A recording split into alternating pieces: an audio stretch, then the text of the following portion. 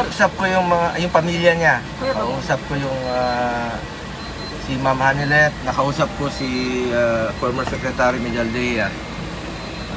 Nandun daw sila sa loob ng kampo sa Villamor. So inaantay namin makapasok po ngayon. Sir, ano lang sabi sa inyo? Pagkababa ng eroplano, kinuha na siya ng Interpol, gano'n? Hindi ko alam kung sinong kumuha sa kanya, pero may mga pulis.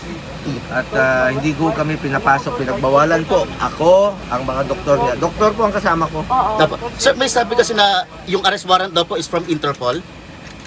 Hindi ko pa po makukonfirma yan. Pero saan daw po ididiretso si PRRD, sir? Yan po ang hindi pa namin masasagot sa ngayon. Magbabalita po kami sa inyo upon makita natin. Kuya, Sir, kumusta daw po Ito ka, tayo, para komportable sila. Ayun, para sa lahat.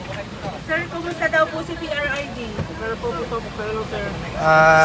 Hindi ko pa po masabi kung nasa maayos ang kalagayan dahil kagabi po masakit daw po ang kanyang likod. Kaya siguraduhin muna natin na sa maayos ang kalagayan. Dito po yung mga doktor niya, saka yung medical team. After po na mahawakan ng PNP si PRRD, paano po ba? Isasailalim po ba siya sa medical check-up muna bago po kunin ang tuluyan ng PNP? Karapatan po ng Pilipino na magpa-check up muna siya. Tingnan kung nasa maayos ang kalagayan. Hindi nga kami pinapapasok eh. Pero sir, ano po yung sabi ng pamilya niya? Check up po na ba siya bago siya kunin? Hindi ko pa po masasagot. Babalitaan ko lang po kayo mamaya. Sir, kasama Pagdasal nyo, manghinahon po tayo. Pagdasal natin si former President Duterte. Sir, kasama po Nasa ba maayos ang kanyang kalagayan.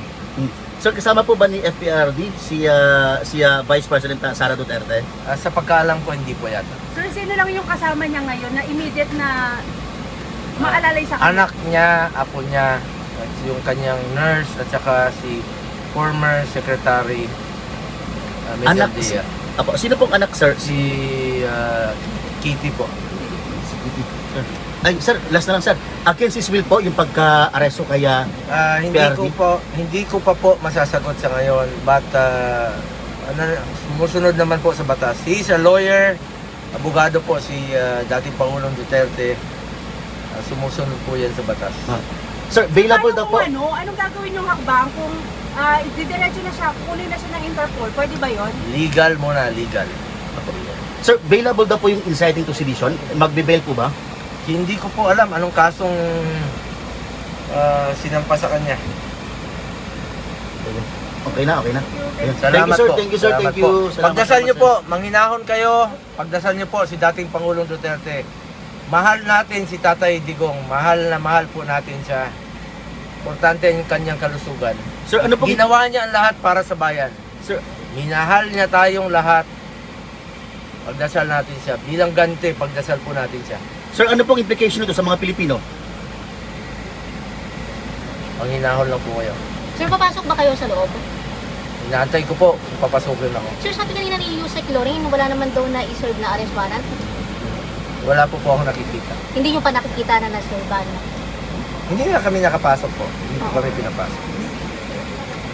Pero sir, ongoing yung negotiation kung pwede kayong makalapit sa Pangulo. Tapos sir, sir kasama sa negotiation ninyo kung sa ospital siya idiretso. Check up muna. Check up muna. Dapat. Ngayon sir, ngayon. Sa Cardinal. Okay sir.